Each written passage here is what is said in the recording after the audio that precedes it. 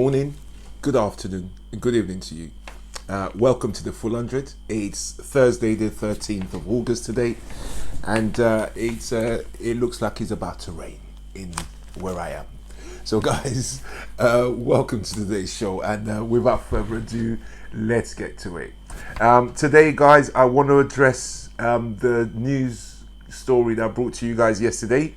What kind of world are we living in when a proper political party can pick a candidate who believes in what most sensible people see as a conspiracy theory and actually going into parliament with that mentality? That's the world we're living in right now.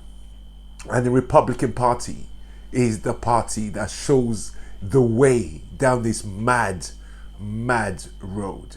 So this candidate I brought to you yesterday, I can't say her name. I'm not going to say her name because she's really somebody who we shouldn't even know about. She belongs in the dumps, you know, where crazy loonies are. So take a look.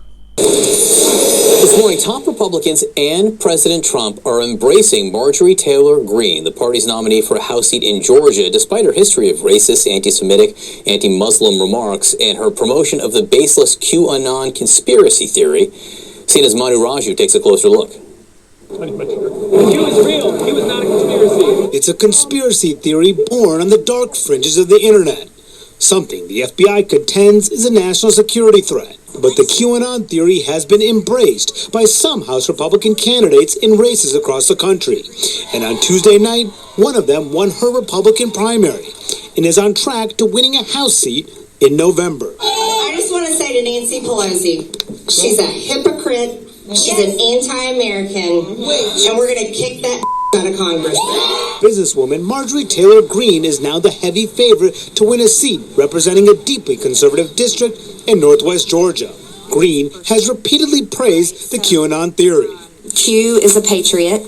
We know that for sure, but we do not know who Q is. People believe that Q is someone very close to President Trump. The movement sprung to life in early 2017, based on a belief that there is a high-level government official, Q, who sprinkles clues on internet message boards about a series of massive deep state conspiracies at work in the country. One despite a history of racist and incendiary remarks against Muslims. We have an Islamic invasion into our government offices. They want to put their hand on the Quran and be sworn in? No. You have to be sworn in on the Bible. About Democrats, they're trying to keep the black people in a modern day form of slavery. It's a slavery system to keep their vote. About blacks and Confederate statues. If I were black people today and I walked by one of those statues, I would be so proud.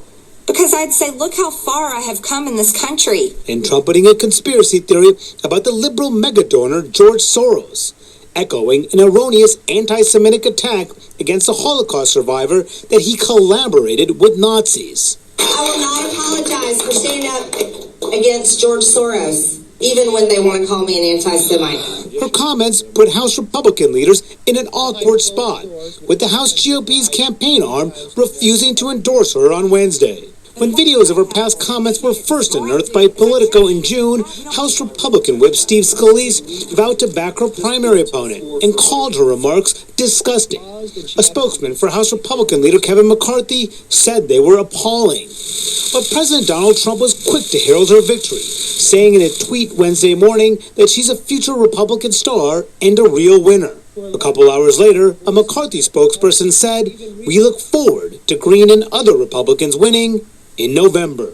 I mean, when we talk about the inmates taking over the asylum, that's what's happened to the Republican Party. They've let an inmate in the name of Trump take over their asylum. They're all in an asylum anyway before, but he's made it worse. Because if you see in that clip, the hierarchy, the ones who are thinking, oh my God, what is our party turning into, did not want her. Even after she won, their official line was, we don't want you. And then in steps Trump. Trump congratulates her. Trump says, yeah, you know, she's the future of the party. And then they fall in behind him and say, yeah, you're welcome on board then, all right, we're welcome. He calls her the future of the party. What does that tell you? I'll say no more on that. It's disgusting. Somebody like that should have 3 strikes on the name on the race offenders register and should never be able to stand for any kind of public office, shouldn't be able to stand for any good jobs until you go and get rewired.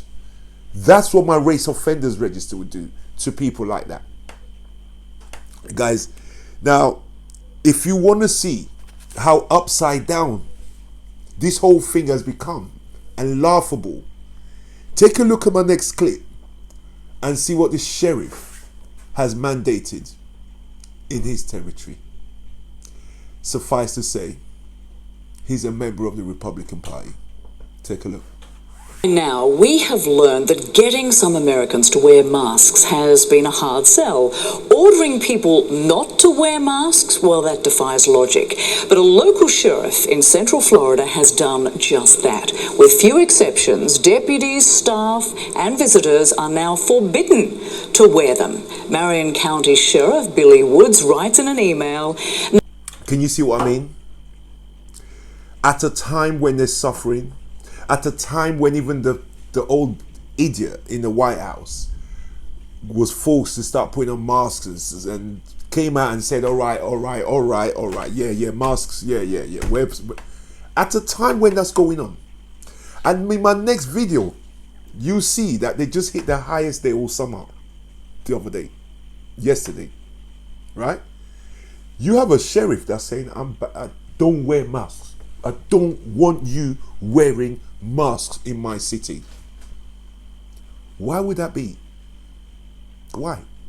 Other than we are Republicans, we don't believe this, we don't care what anyone says, we don't believe this is real. And that's why America's got 165,000 plus dead. Take a look at this video. This summer in the coronavirus pandemic. CNN has reporters coast to coast with the latest developments.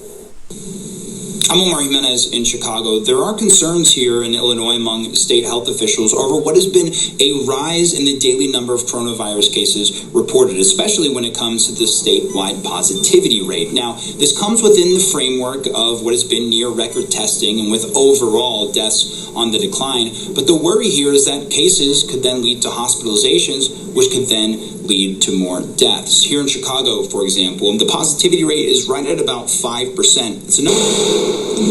I'm Stephanie Elam in Los Angeles. California announcing more than 11,600 cases in a day. However, more than half of those announced are from the backlog issue that the state has been working through. So the positive news out of this is that the number of new cases dropping here.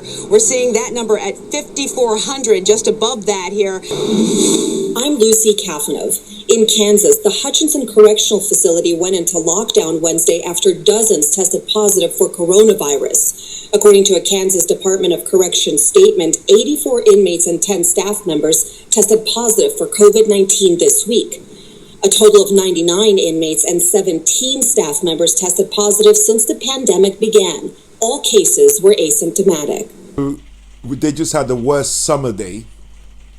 I mean, they're hitting new records every day, 8 months in. They've just had the worst summer day, right? And the sheriff decides this is a good time to disobey science, to disobey common sense. If this thing spreads when we talk to each other, isn't it common sense that something to cover your mouth? Listen to this leader now. We got Trump doing a press conference every single day. Now, you would think that the purpose of doing a press conference every day is to tell you something different that's happened in the last 24 hours, is to give you updates or where we are in change of where we are since the last update yesterday to the next update today, to the next one tomorrow and the day after tomorrow. Things change. Nothing stays the same. But you got a leader in Trump who says the same speech every day.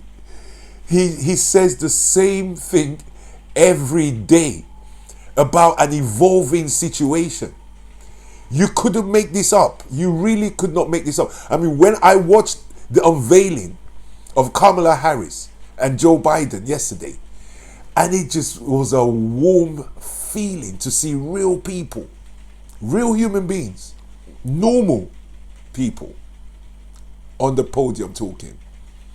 So take a look at the ex-president, soon to be ex-president, and take a look at the montage of his daily press conference on Corona.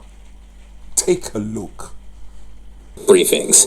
Yes. A lot of people have noted overnight, and we put it together ourselves so you can see that these briefings, the president goes in there, and yesterday's was particularly rambling and winding, but he sits there and reads from a page, and it turns out he seems to be reading from the same page every single time. Listen to this. The United States has now conducted more than 66 million tests, which is far more than any other nation in the world. America has the largest at-risk population of any developed country. 1.5 million residents of nursing homes, 1.5 million residents of nursing homes, about 5 times that of the United Kingdom and other European countries. We've delivered over 1,800 rapid point-of-care testing devices to nursing homes. Wow. Caitlin, the Trump campaign criticizes Biden occasionally from reading talking points or reading off a teleprompter there. It's remarkable to see that. And I do want to say, as Jeffrey Toobin has noted in the past, repetition is not necessarily truth. Welcome back, guys. To me, it looks like they prepared a speech on the 1st of August. And that script isn't going to change until the 1st of September.